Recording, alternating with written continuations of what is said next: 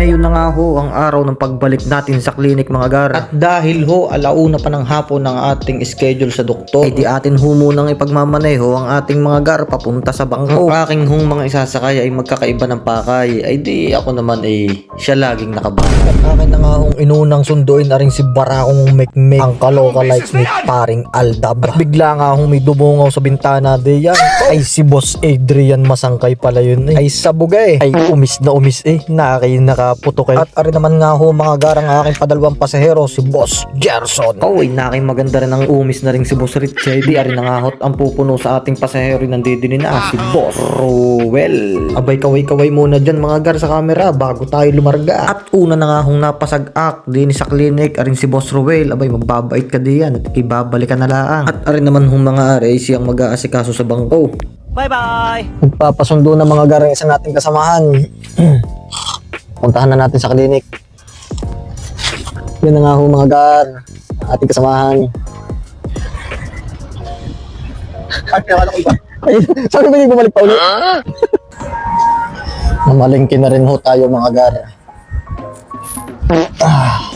Isa na rin parne. Kaya tayo namili na. Right? Bigla. Ayun na, napasama ko din lang. Yeah, shout out. Shout out ka sa mga nasa Pinas. Gang!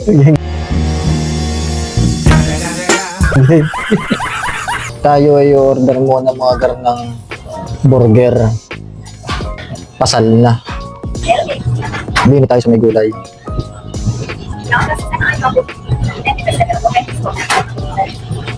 Thank tayo receipt. 918. Ayos na ating order mga gar. Mating na.